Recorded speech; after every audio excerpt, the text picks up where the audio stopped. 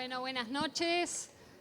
Voy a repetir lo que dijeron todas las personas que pasaron por acá. Es una alegría ver esta feria rebosante. Es una especie de feria kermés, ¿no? Que va pasando de todo. Estamos, la verdad, muy contentas de estar acá, de estar esta noche compartiendo con Gaby Cabezón Cámara. Pero también pienso, me quedé con una frase que dijo Elena Silvestre en la conversación con Lili Viola, que hablaba de las tecnologías de convivencia. Cómo inventamos o reinventamos tecnologías de convivencia. Y creo que algo de lo que estamos armando acá en esta feria es una más de esas tecnologías de convivencia. Sabemos que para que esto suceda hay un montón de trabajo detrás de las editoriales, de la escuela, de la Casona de Flores, de un montón de gente que hace posible este espacio, y eso es algo a celebrar en un momento en el que nos quieren condenar a la impotencia, a sentirnos angustiadas, tristes, aisladas. Creo que estas formas que nos vamos inventando de tecnologías de la convivencia son fundamentales.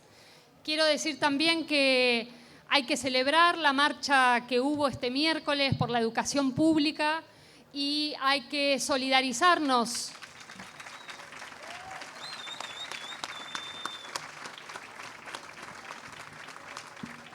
con los trabajadores y con las trabajadoras del Hospital Laura Bonaparte. Y con los pacientes. Y con los pacientes, totalmente. Con los usuarios y usuarias. Con también los trabajadores, las trabajadoras y los y las pacientes del Garrahan. Hay toda una comunidad ahí que está luchando, que sabemos que está de pie defendiendo cosas fundamentales y, bueno, también ahí creo que estamos colaborando cuando hacemos espacios de encuentro, de colaboración, y siempre nos queda la pregunta de cómo articular, cómo extender solidaridades, cómo acompañarnos, cómo enlazarnos frente a todo lo que está pasando. Entonces, volver a esta pregunta por nuestras tecnologías, ¿no? de convivencia, de acompañamiento, de encuentro, de todo el esfuerzo que significa producir estos espacios, me parece que es fundamental, y por eso queremos agradecer porque estén acá, porque hayan estado todo el día acá, porque difundan las cosas que se hacen en ferias como estas, que son callejeras, que son gratuitas, y que vuelven a poner la pregunta, que es la pregunta de esta edición de la feria, que es ¿qué es tomar la palabra? Y además, ¿cómo tomamos la palabra al mismo tiempo que tomamos la calle? Es decir, no es tomar la palabra de cualquier manera, estamos tramando y tratando de tomar la palabra y tomar las calles como lo venimos haciendo y como tanta gente, tantas luchas lo viene haciendo. Eso es algo muy importante de nuestro país, de lo que nos sentimos muy orgullosas, y no quería dejar de decirlo. Y además estoy especialmente contenta con tener a Gaby acá para charlar. No hace falta que la presente, a Gaby Cabezón Cámara. La conocemos, la admiramos, la queremos, la leemos, la celebramos. Y el título de esta conversación es Vitalidad en la catástrofe. Por supuesto, la catástrofe refiere a múltiples niveles, ¿no? La catástrofe en la que estamos en términos políticos, la catástrofe que viene de hace tiempo, que tiene que ver con los despojos, ¿no? Sobre los territorios, sobre los bienes comunes, sobre las poblaciones en particular más dañadas, ¿no? Más expoliadas. Y es algo que vos le das mucha atención en tu militancia, en tu pensamiento, en tu acción, y aparece en la última novela de Gaby, Las niñas del Naranjel. Hay una reflexión permanente sobre la historia de la colonización, la colonia como una actualidad, como algo que no quedó simplemente en el pasado, sino que sigue sucediendo. Y aún así, a mí me fascina mucho cómo en las novelas de Gaby, ahora vamos a hablar de esta, después de otras, hay una prosa que es totalmente luminosa. Entonces, la primera pregunta tiene que ver con, Gaby, ¿cómo haces para estar permanentemente conectada un poco a lo que está pasando, a tener una militancia, una posición muy activa, una voz, y que a la vez esa voz que es de denuncia, a la hora de tus novelas, sin embargo, me parece que encuentra otros registros y sobre todo encuentra una forma que es muy luminosa y es muy amorosa. Eso me llama la atención y me conmueve siempre, creo que nos conmueve como lectores y lectoras. ¿Cómo haces? ¿Cuál es esa alquimia?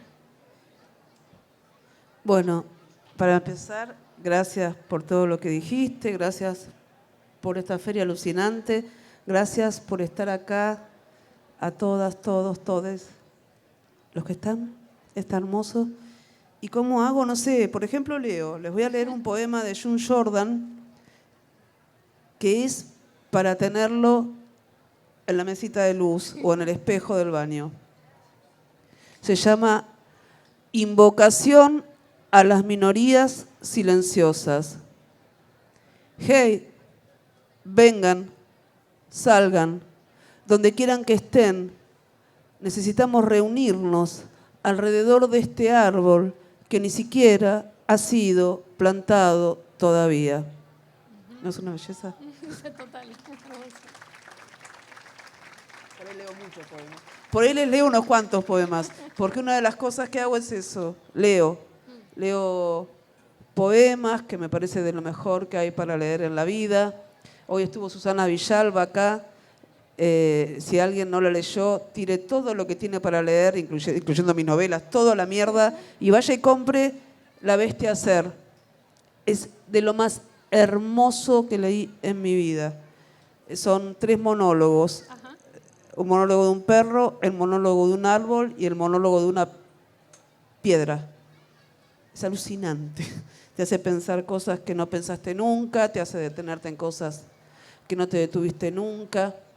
Y después, respecto de la vitalidad en la catástrofe, yo creo que para mí, como imagino que para toda la gente que está acá, es una pregunta diaria, ¿no? Yo pienso mucho, me hace acordar mucho al título de Lenin, al qué hacer, qué hacer. Pasa que Lenin sabía qué hacer, nosotras no. No la tenemos clara. Entonces, bueno, ¿dónde se busca esa vitalidad? ¿Cómo se cultiva esa vitalidad? Porque la catástrofe es innegable, está aconteciendo, y está aconteciendo en términos políticos, que eso sería de algún modo una catástrofe irreversible, porque en algún momento esto se va a acabar, como se acaba todo. No sé qué va a quedar, pero bueno, nos juntaremos, tenemos que estar ya juntas de antes para poder reconstruir, para construir todo otra vez, porque la verdad es que reconstruir las cosas están bastante mal, vamos a hacerlas mejor. Pero eso, ¿qué cultivas? Pues la catástrofe te lleva todo el tiempo a las pasiones tristes, ¿no? A la tristeza, a la desesperanza, bueno, ahí me estoy yendo de Spinoza, pero se entiende, a la depresión. Somos un planeta de deprimidos. Estoy haciendo acá una anécdota que no está bien, porque no somos un planeta de deprimidos. La humanidad está tendiendo a la depresión. Los animales a la extinción. La libertad, porque la libertad existe, no es lo que inventan esta banda de deforestados mentales.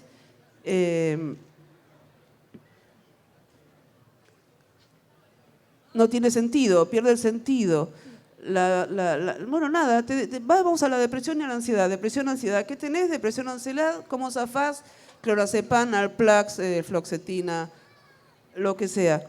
Entonces tenemos que necesitamos cultivar una alegría de vivir a pesar de todo, casi como un deber hacia nosotras mismas, que tenemos una sola vida, y hacia las personas a las que les tenemos que dejar un planeta habitable, un país vivible.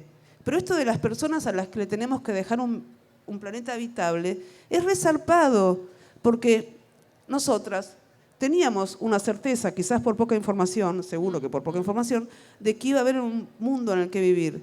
La gente de 20 años hoy no la tiene. Y después dicen que son una generación de cristal. ¿Y cómo carajo querés que estén les pibis? ¿No? Entonces, bueno, me parece que es cultivar esta alegría de vivir para poder generar alianzas vitales. Y después, ¿cómo hacemos? ¿Qué sé yo? Yo a veces me voy a caminar a la reserva, miro los pajaritos, me junto con gente que quiero, leo cosas hermosas, como helado. Me voy a mi burbuja de amor, que es una hermosura. Esas cosas. Y hacer algo que te guste mucho hacer y que no tenga un sentido claro, ni un sentido inmediato. ¿Qué sé yo? ¿Te gusta hacer cerámica y con cerámica no ganas plata, pero te encanta? Hacer cerámica. ¿Te gusta cantar?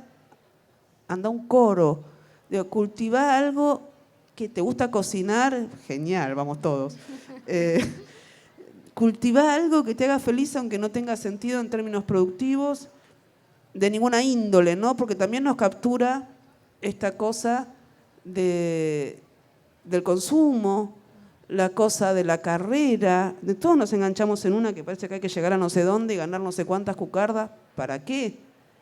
¿Para qué? Y yo no lo estoy diciendo porque no me haya enganchado nunca, lo estoy diciendo porque me enganché. No tiene sentido. No importa. Lo importante es querer que te quieran, tener lo suficiente para vivir una vida digna y generar estas alianzas que permitan la vida de todes o casi todes, porque hay algunas que yo no voy a mover un dedo para ayudar. Me agarro de esa palabra que dijiste, alianzas, porque me parece que parte de la vitalidad tiene que ver con esas alianzas vitales, y en tus libros, en este en particular, pero también en Las aventuras de la China Iron, la cuestión de la comunidad, ¿no? Como una experiencia de alianza, incluso comunidades raras, podríamos decir, comunidades imprevistas, comunidades hasta disfuncionales, entre comillas, son parte de la trama, pero también de la idea de aventura, ¿no? Que está, me parece, en las dos novelas muy fuertemente, ¿no? De viaje, de aventura, de posibilidad también de, como decías, de trascender esa cuestión de la soledad, ¿no? Y del repliegue sobre sí mismo que muchas veces aparece como la oferta, ¿no? De salvación. Entonces, ¿cómo se te ocurren esas comunidades, esas alianzas que aparecen tan fuertes en tus novelas, que parecen de última hasta el sujeto de la novela son las alianzas? Es difícil a veces identificar un único personaje, sino en relación a esas alianzas en las que funciona, ¿no?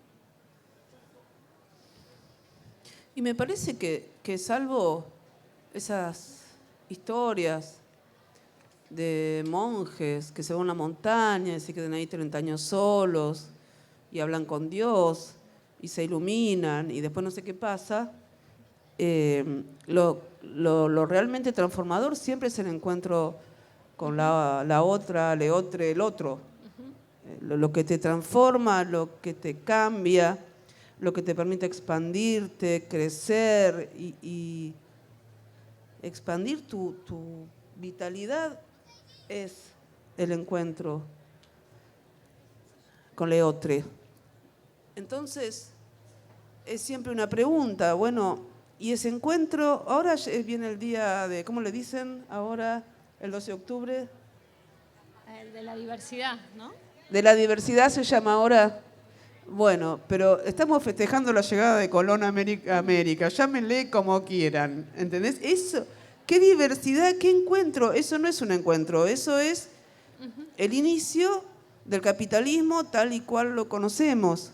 Ese encuentro con el otro es el inicio del capitalismo tal y cual lo conocemos, con una forma de explotación que sobre nuestros territorios y dirían nuestros cuerpos, pero lo relativizaría un poco porque hay algunos cuerpos muchísimo más masacrados que otros, no dejó de suceder nunca. Entonces, ese encuentro con el otro no.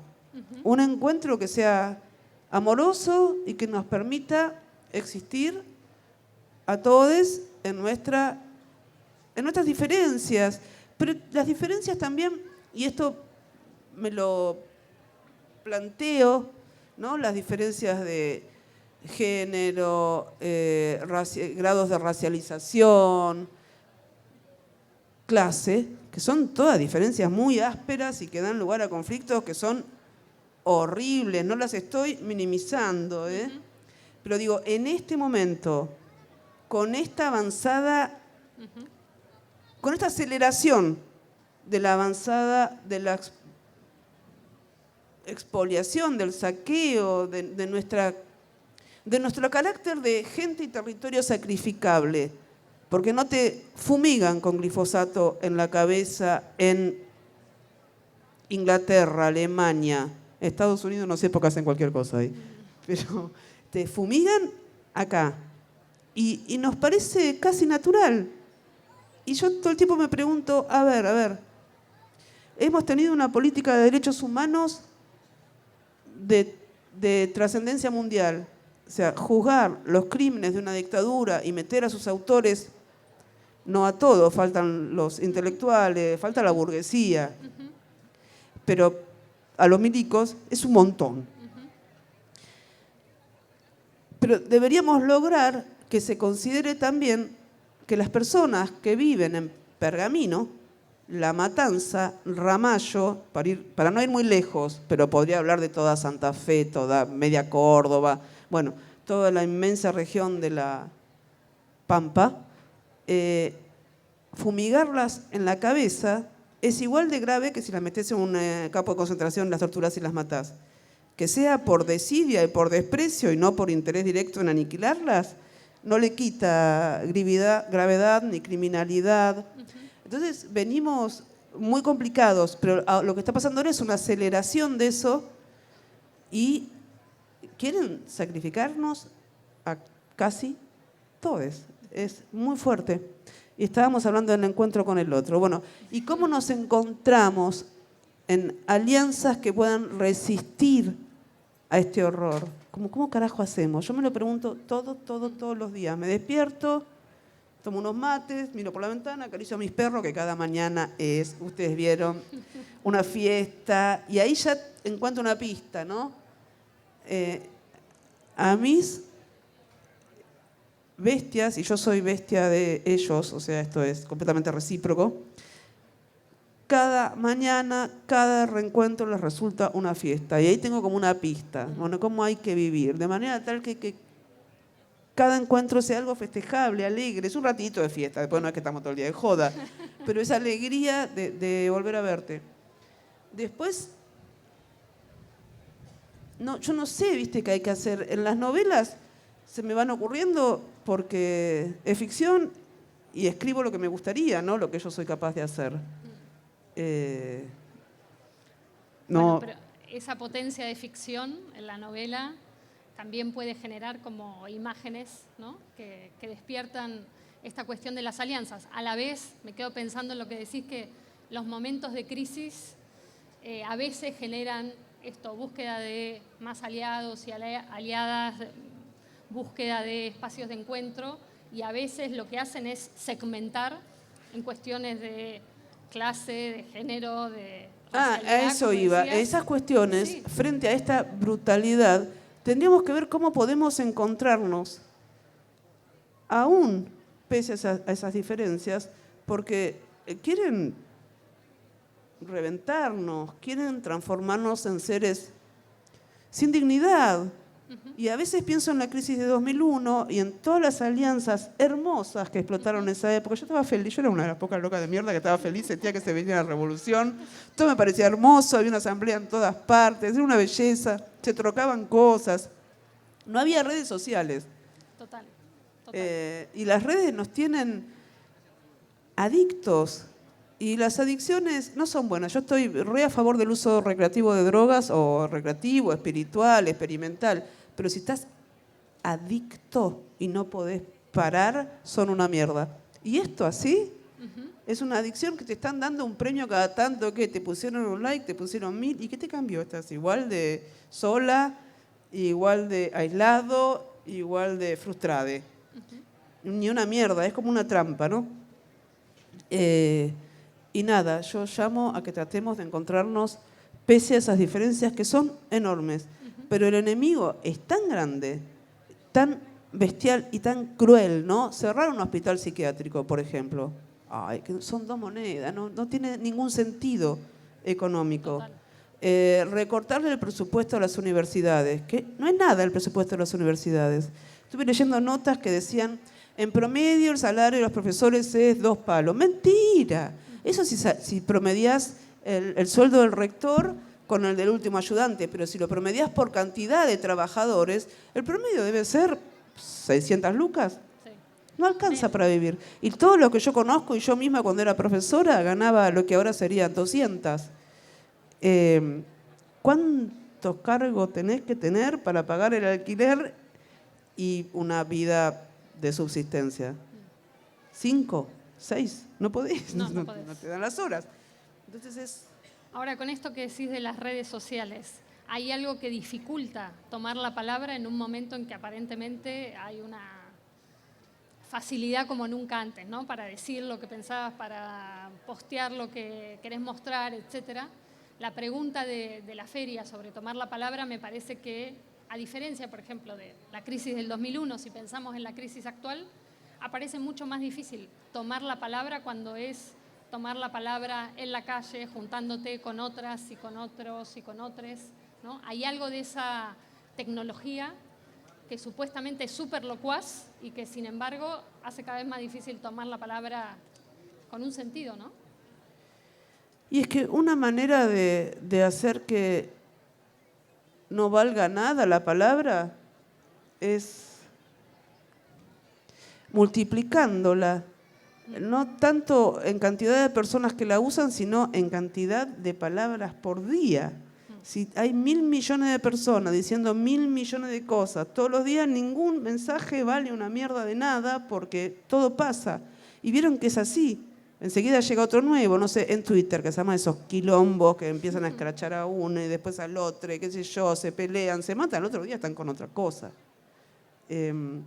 Hay algo y además las redes sociales tienen dueños y tienen algoritmos que son unas ecuaciones que yo por supuesto no entiendo, pero que sé que favorecen determinados aspectos de los usuarios, de los mensajes, que eligen de alguna manera.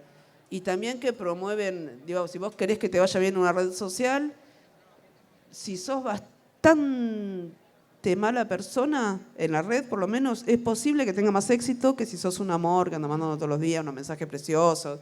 En cambio, si decís ese guacho hijo de puta, ladilla inmunda, hijo de puta es feo, hijo de yuta, ladillo inmunda, es posible que tengas mucho más éxito en la red. Midiendo el éxito en términos pelotudos, que son los que establece la red, que son cuántos likes tenés. Tienen dueños, y los dueños son las personas más ricas del mundo. Esas personas no nos quieren tomando la palabra. Esas personas nos quieren diciendo lo que se nos dé la gana y mezclando todo eso que decimos en una especie de gris, de nada. Y la palabra, para que tenga valor hoy, me parece que hay que tomarla en otros lugares. Sin, por esto, despreciar el trabajo que mucha gente hace en redes, que es alucinante. Sí. Pero decirla en la calle es otra cosa. Nosotros podemos mañana, no sé, intervenir en Instagram y hablar solo del Hospital Bonaparte. Ok, no pasa nada. Ahora si vamos, los que fuimos el miércoles a hacer una manifestación, tiene otro peso, qué sé yo, no sé. A la UCR y al PRO se les debe estar complicando hoy poner todos los votos para el veto del presupuesto universitario. ¿Vieron todos los chistes igual, hablando de las redes, de los memes, cómo era? ¿Está bajando la inflación? Ah, sí, los diputados radicales están cada vez más baratos. Bueno, creo que con una igual toma de palabra de millones de personas en la calle se les complica. Me da la impresión, leyendo, por ejemplo, La Virgen Cabeza, que hay algo de esa resonancia de la crisis del 2001 y de sus espacios que está muy presente. Leyendo Las aventuras de la China Iron, hay algo de esa movida feminista, queer, que está interviniendo la literatura argentina, el Martín Fierro.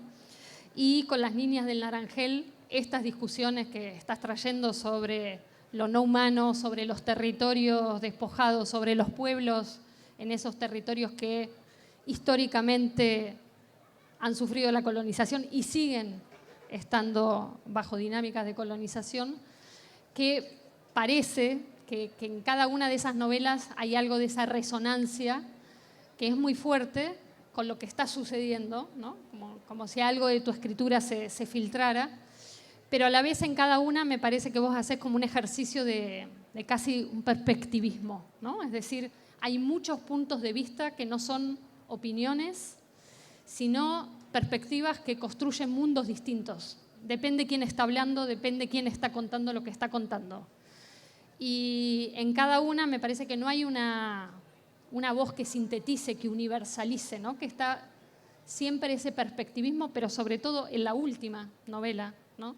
Donde están, bueno, estas comunidades de animales, las niñas, Antonio, ex monje alférez, etc. ¿Cómo pensás esa multiplicidad de lenguas y de perspectivas que no es esta multiplicación de palabras que estábamos diciendo en las redes, ¿no? Que es una especie de multiplicación para embarullar o para que no se entienda nada? Hay algo de la multiplicidad que lo trabajás de una manera muy distinta. ¿Cómo haces eso? ¿Qué sé yo? Es algo que quiero hacer, que me importa mucho hacer. Descubrí hace, qué sé yo, no tanto tiempo. Es una vergüenza, pero bueno, soy una argentina educada en la Universidad Pública Argentina, que es una de las mejores del mundo y que amo, pero que tiene una fuerte impronta colonial también. Uh-huh. Yo en la universidad no creo haber leído un solo texto producido por una persona indígena, y menos por un pueblo indígena. Y mirá que cursé casi todas las materias, porque no me recibí, pero le di, buscaba una materia, otra. Tal vez leí uno, en los comentarios del Camino Real del Inca Garcilaso. Alto libro, pero poco contemporáneo, de todos modos. Y bueno, empecé a buscar otras maneras de ver el mundo. O sea, me resultaba raro tratar de entender lo que está pasando hoy acá leyendo la ampliación de las avenidas en París de Benjamin, que está buenísimo, uh-huh. Pero es como si no nos termináramos de dar cuenta, o yo no me daba cuenta, en la carrera que yo estudié no se daban cuenta, de que nosotros somos el otro de esa gente. Y sí, de Benjamin, que lo queremos mucho, también somos un otro para ellos.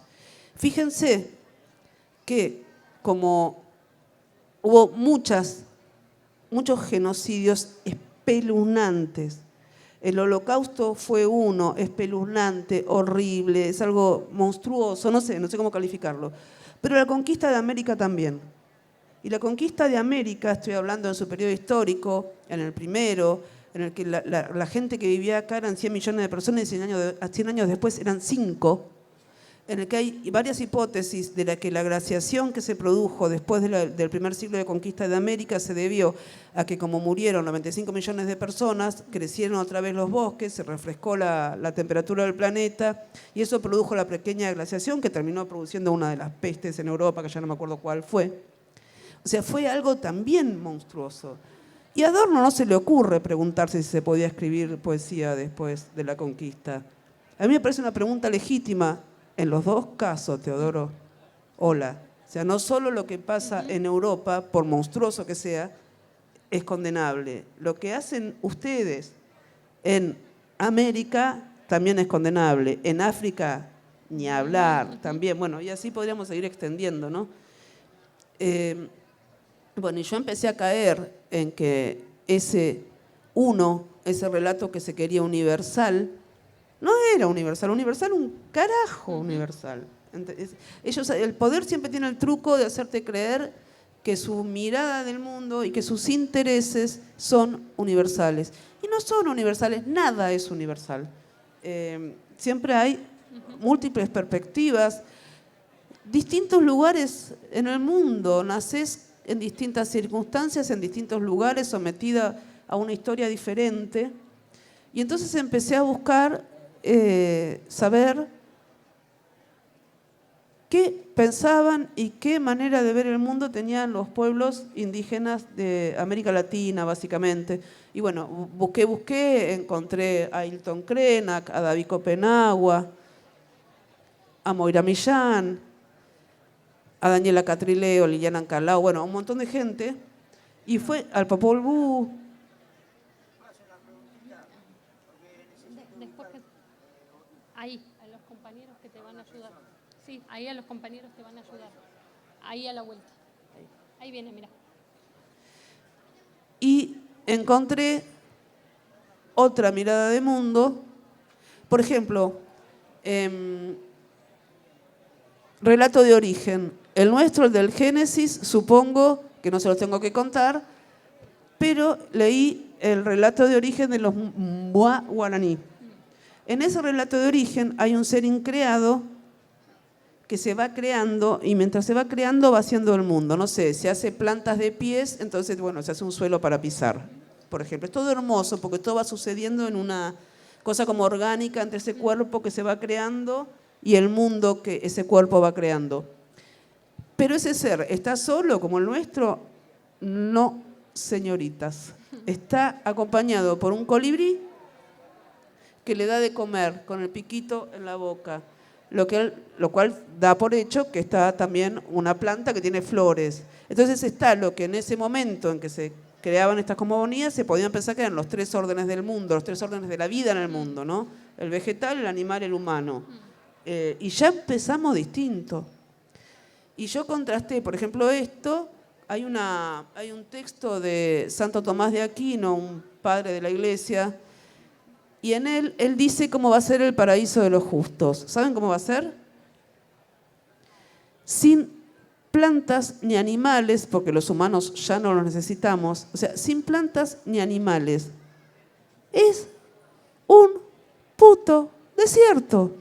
¿Y qué están produciendo estos ladillas? Un puto desierto. Y vos ves que en los lugares donde sigue habiendo pueblos indígenas que están siendo masacrados ahora mismo en general en todo nuestro continente, los bosques, mal que bien, siguen adelante. Los otros seres, los otros humanos, los humanos animales siguen viviendo. Y también leí en Viveros de Castro y en unas notas que tienen publicadas ustedes, unas largas entrevistas que les recomiendo a todos, se llama La mirada del jaguar y están en el sitio de Tinta Limón. Él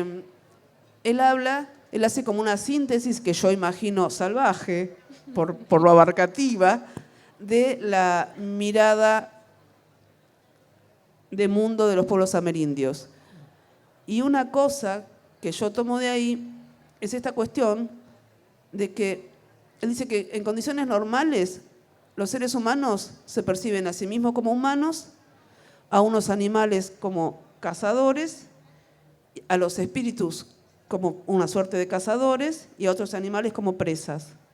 Y que estos espíritus, por ejemplo, se conciben a sí mismos como humanos, a unos animales, no sé si los espíritus tienen depredadores, y los jaguares se conciben a sí mismos como humanos, a nosotros como presas, a los espíritus como predadores, y así como cada especie se va concibiendo a sí misma como humana. Hay un sustrato de humanidad que en algún lugar nos iguala. Después puede ser que nos comamos los unos a los otros, pero según necesidad y con respeto al espíritu de cada especie, sin hacer feedlots, sin criar en campos de concentración a un montón de seres,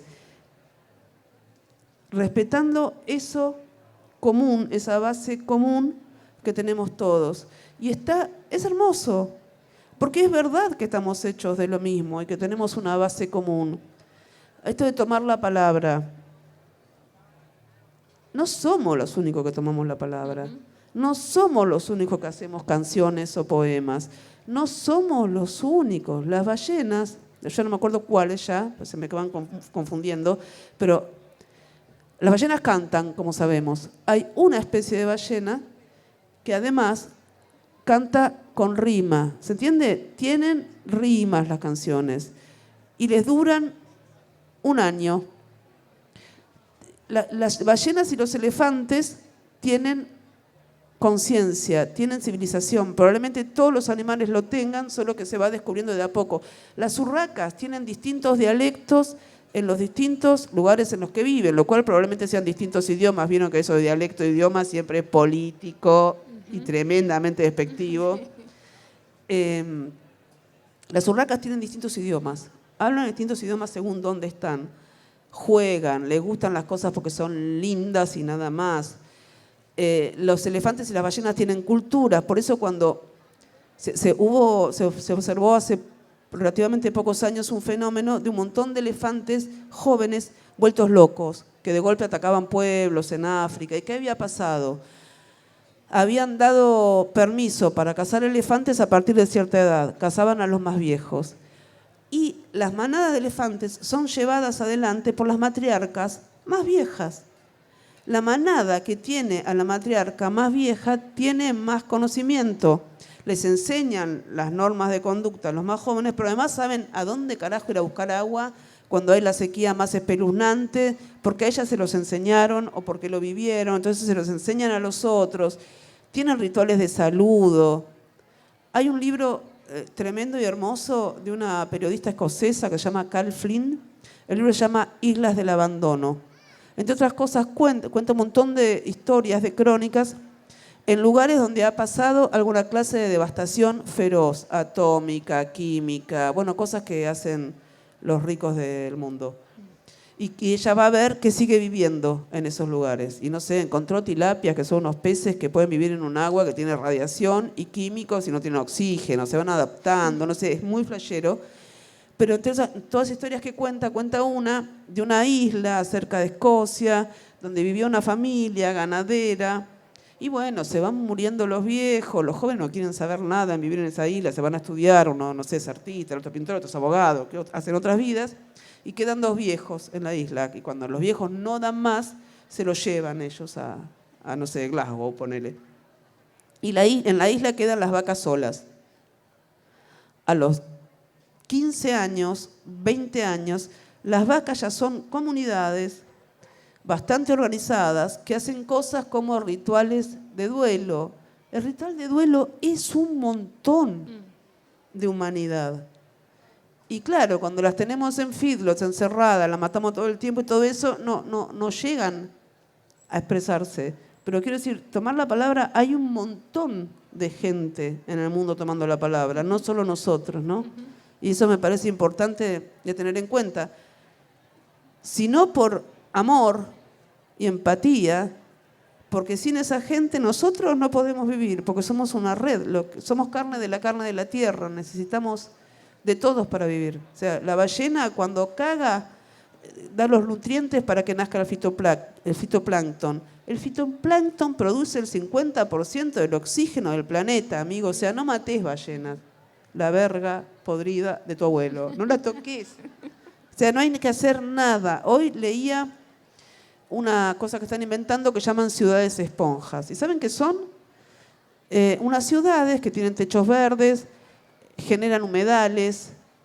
O sea, lo que tenemos acá en el delta, lo que tenemos en el delta del Paraná, lo que hay que hacer es dejarlo en paz y decirle Paraná al Paraná, y no hidrovía, banda de ladillas, no es una hidrovía, es un río en el que viven, en cuya cuenca viven millones de personas, millones de animales, en donde se purifica el agua, que absorbe agua para que no haya inundaciones. Entonces, las alianzas que estamos pensando, que tenemos que pensar, son no solo interdiferencias humanas, son interespecie. Total. Somos una red, estamos vivos juntos. Si se rompe demasiado esa red, nosotros cagamos. Y cagamos nosotros, y eso nos puede producir cierta indiferencia. Pero ¿sabés qué? A todos los pibes que viven en el mundo se la debemos. O sea tu hijo o no, sea tu hija o no, no importa de quién carajo es hija. Se la debemos, es lo mínimo que les debemos. Bueno, ya vemos de dónde salen además muchas de tu imaginación en las novelas, de todas estas cosas que vas leyendo de todo tipo. y pensaba en dos cosas mientras te escuchaba, que aparecen en tus novelas. Una especie de fuga, por un lado, pero también de mucho arraigo al territorio, ¿no? Y incluso en esta última novela, Antonio se arraiga y solamente cuando se queda quieto empieza a tramar comunidad un poco con la selva, pero también con las niñas, con los animales que lo rodean. Entonces, ¿cómo es esa tensión ahí entre una especie de fuga, ¿no? Y de salirse y a la vez algo que aparece sobre todo en esta última, me parece más fuerte, de lo que permite arraigarse, ¿no? Y lo que produce arraigarse y lo que te deja ver el arraigo?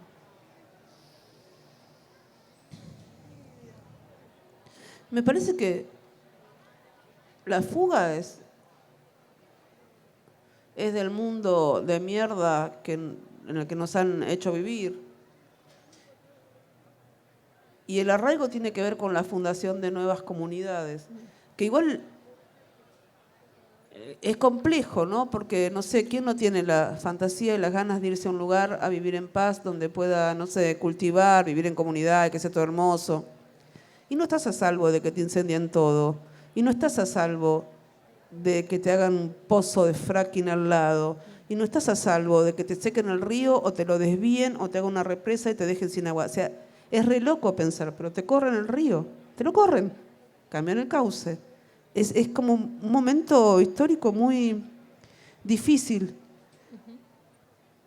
Pero, no sé, a mí me parece que hay que arraigarse igual y luchar por ese río, por esa comunidad, por este río. O sea, ¿quién nos dijo que el río de la Plata está innadable?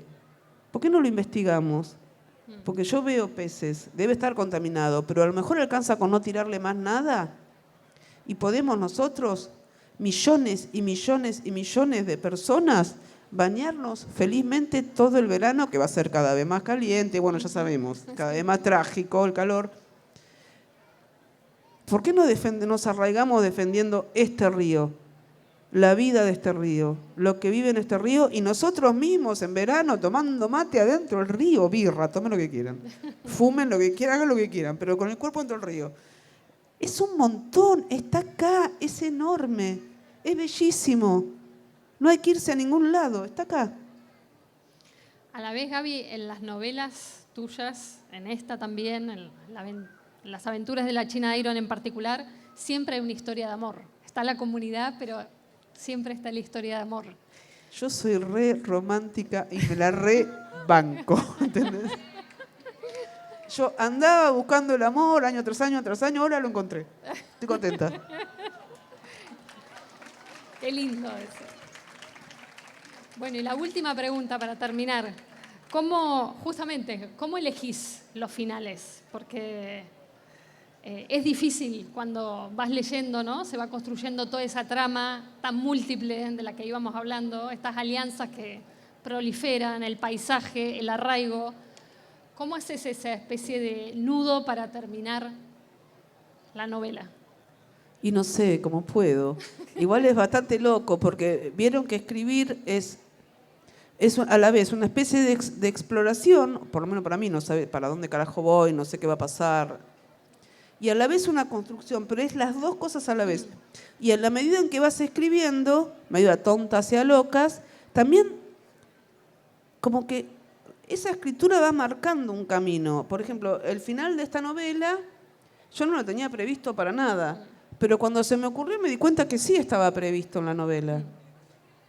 Porque también escribir es como poner el cuerpo a algo grande que te atraviesa. Y te atraviesa y es más grande que vos. Y por eso en general son más interesantes los libros que los autores. Porque cuando estás escribiendo habla algo que no sos vos. Algo de vos habla y habla mucho que no, que son otras voces, que es la lengua como fenómeno colectivo y social, lo que escribieron otras personas. Te atraviesa así, ¿viste? Y entonces estaba medio sembrado y de un momento me doy cuenta. Ah, era esto. Así. Bueno, muchísimas gracias, Gaby Cabezón Cámara. Quedamos atravesadas por estas novelas, por estas palabras. Gracias. Y muchas gracias de nuevo a la Feria de Flores. seguimos con actividades. Muchas gracias. Gracias, Vero. Gracias, Gaby. Gracias a todos, todas, todos. Gracias, Vero. Gracias, Flores.